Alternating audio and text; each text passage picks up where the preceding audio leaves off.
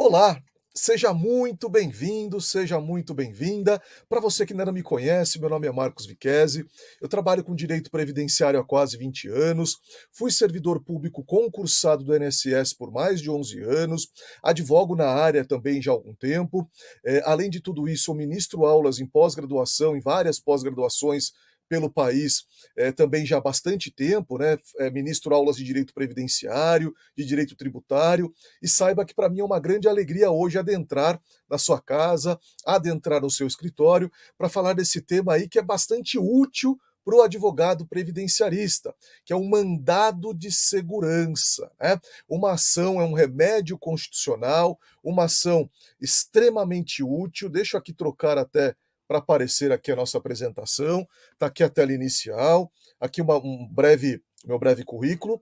E agora vamos exatamente para o que interessa, que é o conteúdo aqui do mandado de segurança. Né? Em muitos casos, você consegue destravar processos administrativos com o mandado de segurança. Em muitos casos, você pode optar pelo mandado de segurança em vez de uma ação judicial comum. Ele é muito mais interessante a depender do caso concreto, e durante também esse curso, eu vou mostrar algumas situações em que talvez não seja interessante utilizar o mandado de segurança. Né? Primeira coisa, ele está previsto na Constituição, é um dos remédios constitucionais. Está aqui, artigo 5º, inciso 69, conceder-se-á mandado de segurança para proteger direito líquido e certo, não amparado por habeas corpus ou habeas data, quando o responsável pela ilegalidade ou abuso de poder for autoridade pública ou agente de pessoa jurídica no exercício de atribuições do poder público. Vamos aqui já desse. Você pode ver que eu coloquei tudo, né, vários trechinhos divididos por cores diferentes, que em cada parte dá para a gente apontar uma situação específica só desse primeiro dispositivo constitucional antes de entrar na lei do mandado de segurança. Né? Primeiro, aqui, ó, já vou começar de baixo para cima. Autoridade pública ou agente de pessoa jurídica no exercício de atribuições do poder público. Uma característica do mandado de segurança é que você precisa apontar a autoridade, a pessoa, não o nome da pessoa, o cargo da pessoa que está cometendo ou que é responsável por aquela ilegalidade cometida ou por aquele abuso de autoridade. Vamos, de repente, pensar aqui num processo administrativo previdenciário em que há, por exemplo, um pedido de aposentadoria. Né? Foi feito um requerimento perante o INSS, e aí foi pedido uma aposentadoria, ou uma pensão por morte, ou um benefício por incapacidade, e de repente o INSS está demorando muito tempo para emitir a decisão. No decorrer do curso aqui, eu vou mostrar, por exemplo, qual é o prazo que o INSS tem para emitir uma decisão para cada tipo de benefício e também algumas situações que fogem aí, um acordo que foi firmado perante o Supremo Tribunal Federal e que continua utilizando uma determinada lei. Né?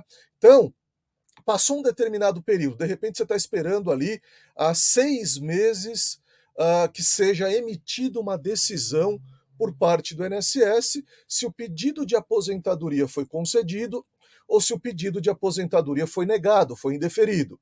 6 meses está fora do prazo? Sim. Antes mesmo de eu falar de prazo, com certeza absoluta, 6 meses aí aguardando uma decisão, está sim fora do prazo. E aí o que acontece? Você precisa identificar quem é a autoridade coatora por aquela ilegalidade, quem está cometendo aquela ilegalidade de não emitir uma decisão dentro do prazo. Quem é a autoridade coatora?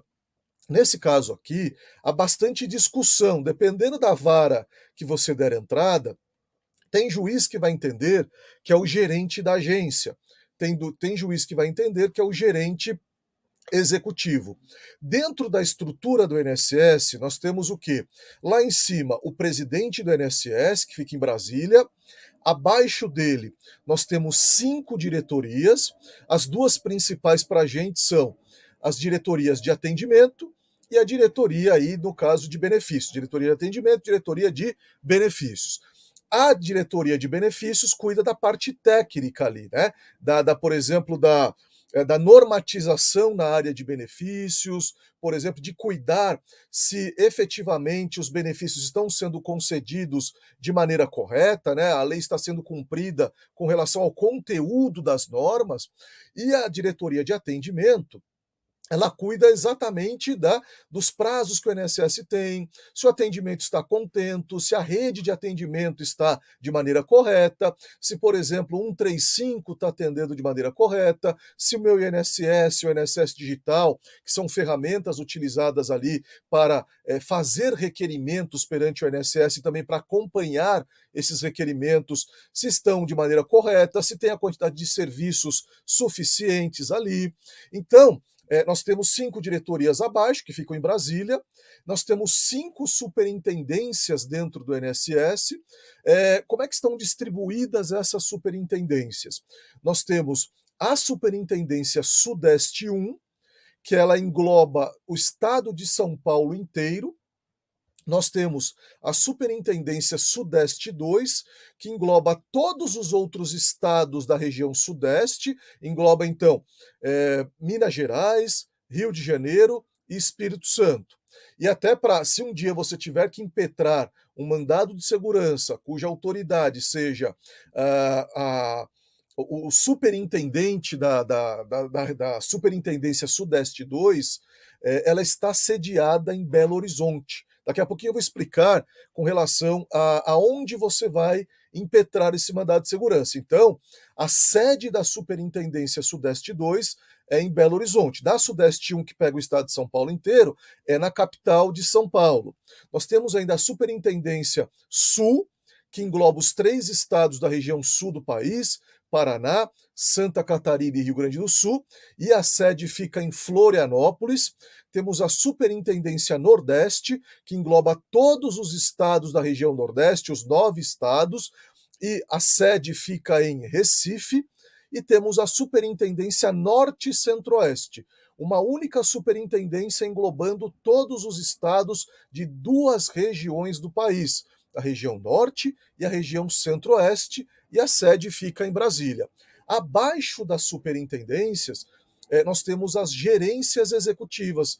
Eu vou citar aqui São Paulo como um exemplo, né? Normalmente, cada superintendência tem média aí de 20 a quase 30 gerências executivas, mais ou menos umas 25, em média, mais ou menos umas 25 gerências executivas, que são divisões menores, né? A superintendência engloba um estado, ou vários estados, ou várias regiões, conforme o caso, e aí nós temos uma divisão menor que é a gerência executiva. No estado de São Paulo, para usá-lo como exemplo, mas isso é a mesma lógica para as outras superintendências, o estado de São Paulo está dividido em 23 gerências executivas. Então, por exemplo, a região de Campinas, englobando a cidade de Campinas e mais diversas cidades no entorno, tem uma gerência executiva. A cidade de São Paulo, ela é dividida em 4 gerências executivas. Gerência executiva São Paulo Norte, São Paulo Sul, São Paulo Leste e São Paulo Centro. Não tem São Paulo Oeste. No passado existiu, mas ela foi incorporada a São Paulo Sul. Por exemplo, olha, Marcos, eu sou da região de Araçatuba, por exemplo, interior de São Paulo. Tem a gerência executiva Araçatuba. Marcos, eu de repente sou da cidade de Lins. Lins, a agência de Lins, ela pertence à gerência executiva Araçatuba. Então, dependendo da cidade, dependendo da agência em que essa cidade está, ela vai fazer parte de uma gerência executiva que a sede fica em outra cidade. Então, resumindo aqui, dentro do estado de São Paulo, nós temos 23 gerências executivas. E abaixo das gerências executivas, nós temos as agências.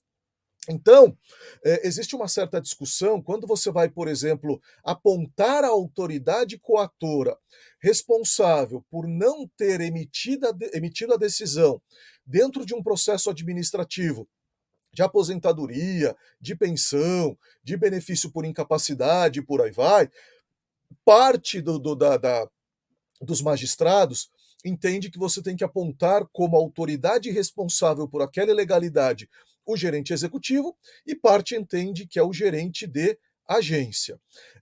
Não fique preocupado com essa questão, porque, olha, do tempo que eu trabalho aí advogando e principalmente aí, usando o mandado de segurança, quem de repente tiver curiosidade de pesquisar meu nome, você vai ver que por volta de 70 a 80% das ações que eu dou entrada são ações de mandado de segurança, que eu vou mostrar que em algumas situações ela é muito interessante.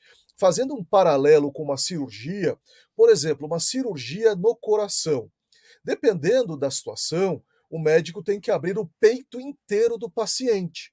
Só que aí é uma cirurgia o quê? Muito mais demorada, muito mais complexa, um pós-operatório muito mais demorado também, né? Um risco de vida talvez maior, que você faz um corte maior, você de repente vai precisar de mais sangue, né? Aquele paciente vai perder mais sangue, só que em alguns casos é necessário sim aquela cirurgia que você corta o peito inteiro, dependendo das características ali do caso. Agora, tem situações, por exemplo, que o médico ele vai ter que fazer o quê? Ele pode fazer uma cirurgia via robô, uma cirurgia via laser, que dependendo do caso, ele coloca uma sonda, coloca um laser, e ele faz o quê? Um pequeno buraco no peito, um buraco bem menor no peito daquele paciente, em vez de cortar o peito inteiro dele.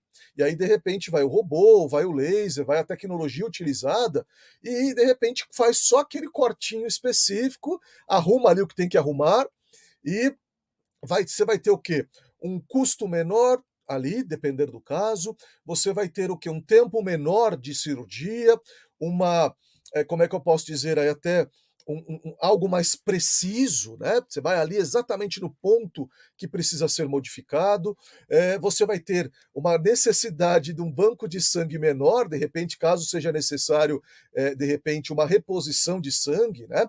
Vai ser necessário, de repente, uma quantidade menor, um pós-operatório mais tranquilo, mais breve. Então, eu costumo dizer que o mandado de segurança seria, por exemplo, essa cirurgia aí, dos casos em que é interessante utilizá-lo, ele seria mais ou menos essa cirurgia do coração, feita via robô, feita com laser, e não aquela que tem que cortar o peito inteiro do paciente, que você vai de forma precisa onde é necessário. Então, por que eu estou comentando isso, a questão do gerente executivo e gerente de agência? Ah, se você apontar o gerente de agência e cair numa vara que o juiz entende que esse tipo de ilegalidade é cometida pelo gerente executivo, até hoje eu nunca tive problema com nenhuma ação de mandado de segurança em decorrência disso.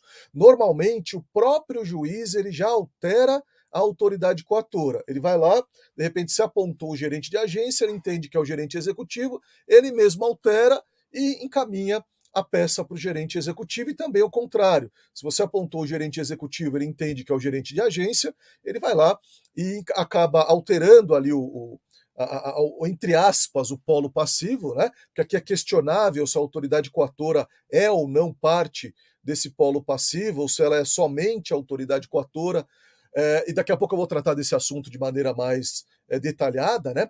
Mas moral da história, não fique preocupado com essa questão. O que não pode, por exemplo, é haver um erro muito grosseiro, né? Por exemplo, você indicar o delegado da Receita Federal do Brasil como autoridade coatora, num caso de atraso, por exemplo, atraso significativo na emissão de uma decisão de um processo de aposentadoria, ou o contrário, tem procedimentos previdenciários que são feitos na Receita Federal. Por exemplo, se você for pedir um parcelamento de pagamento de contribuições previdenciárias, um exemplo, você é um empresário ou você é um autônomo, né? Você é um autônomo que presta serviço para pessoa física. Você que tem a responsabilidade tributária de pegar o dinheiro todo mês que é devido à Previdência, preencher ali a GPS, a guia da Previdência Social, e pagar a sua contribuição previdenciária todo mês. Nesse caso aqui, se esse segurado não estiver no plano simplificado, se ele estiver ali no plano normal, no plano comum, o que vai acontecer? Do que ele receber durante o mês como autônomo, ele é obrigado até dia 15 do mês seguinte pagar 20% sobre aquele valor, não podendo ultrapassar ali o teto máximo do regime geral de previdência. Tem um teto, né? Para 2023, esse teto é de R$ 7.507,49. Então, se esse segurado recebeu mais do que R$ 7.507,49, os 20% que ele tem que pagar ficam limitados a o valor de 7.507. Então ele vai pegar 20% de 7.507 nessa situação. Vamos supor que ele tenha recebido R$ 10.000, ele vai pegar 20% de 7.507 e pagar a Previdência Social. Se ele recebeu 5.000, ele vai pagar 20% de 5.000 e por aí vai. Como é que funciona na prática? Se você tiver que pedir, por exemplo, um parcelamento, esse serviço é feito na Receita Federal. Olha, eu quero parcelar, eu estou devendo aí, eu comprovei que eu era segurado obrigatório, que eu tinha que ter pago um determinado período como autônomo, quero acertar essa situação, ou de repente fui autuado pela Receita Federal, de repente nem partiu de mim exatamente essa situação, né? De repente foi o cliente, o segurado, pode ter sido autuado pela Receita. Nesse caso, o parcelamento é pedido na Receita. Se você, por exemplo, estiver encontrando alguma dificuldade, alguma ilegalidade, né, um tempo muito grande para ser concedido, por exemplo, o parcelamento, a autoridade coatora, nesse caso, é o delegado da Receita Federal e não do INSS. Então, assim, se não houver um erro muito grosseiro, o próprio juiz vai lá e troca. Marcos, no caso de atraso na emissão de decisão em processo administrativo de aposentadoria, né, que sai a concessão ou o indeferimento. Nesse caso, eu entendo que é o gerente de agência o responsável por isso, ele seria a autoridade coatora. Então, você sempre vai apontar uma autoridade coatora, alguém que é responsável por aquele ato ilegal ou por aquele abuso de autoridade. Então, dentro da ação de mandado de segurança, você aponta a autoridade coatora, mas não o nome. Olha, é o Zé. Você não precisa saber quem é a pessoa que está como titular daquele cargo. O que interessa é que você aponte o cargo, o gerente da agência tal, o gerente executivo da gerência executiva tal do INSS, até porque aquela pessoa pode não estar mais amanhã, né? Se você nomear de repente uma pessoa, o João, a Maria, o Antônio, eles podem não estar mais amanhã dentro do INSS, por qualquer motivo, porque perdeu o cargo, porque foi promovido, porque pediu exoneração, porque por qualquer motivo, né? Então você aponta o cargo ao qual essa pessoa detém. O responsável detém. E também você aponta a pessoa jurídica a qual essa autoridade que está cometendo a ilegalidade, ela está vinculada. Por exemplo, vamos lá, gerente de agência ou gerente executivo do INSS, eles estão vinculados a quem? Ao INSS. O INSS é uma autarquia federal. Vamos lembrar aquelas aulas lá, tanto de direito civil, logo do começo, como aquelas aulas de direito administrativo. O que é uma autarquia?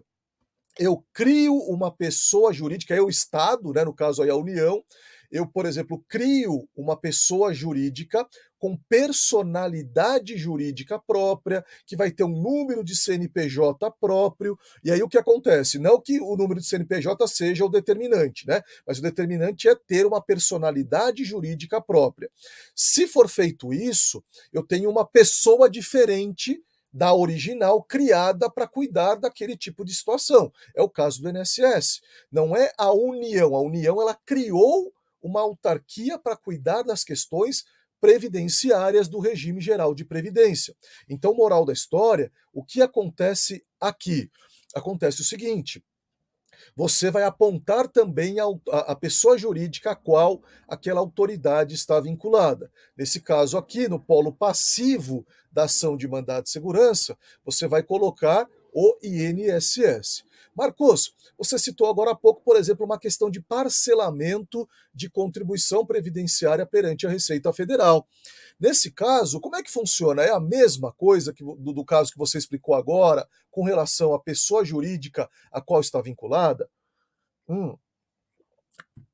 A Secretaria de Receita Federal do Brasil, ela não tem personalidade jurídica própria.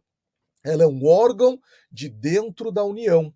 Então, nesse caso, se a autoridade coatora, o ato ilegal ou com abuso de autoridade está sendo cometido por alguém dentro da Receita Federal, você vai apontar como pessoa jurídica a qual essa autoridade coatora está vinculada à União, porque a Receita Federal é um órgão, não é uma autarquia, não é uma fundação. Eu só vou apontar a autarquia ou a fundação quando elas existirem especificamente, quando houver a criação de uma autarquia, a criação de uma fundação. Do contrário, são órgãos de dentro do município, do estado, do Distrito Federal ou da União. No caso da Receita Federal, é um órgão de dentro da União. Então, eu, de repente, sei lá, coloco ali o delegado da Receita Federal em tal local, a pessoa, a autoridade coatora que está cometendo aquela ilegalidade, e coloco a União como a pessoa jurídica a qual essa pessoa está vinculada.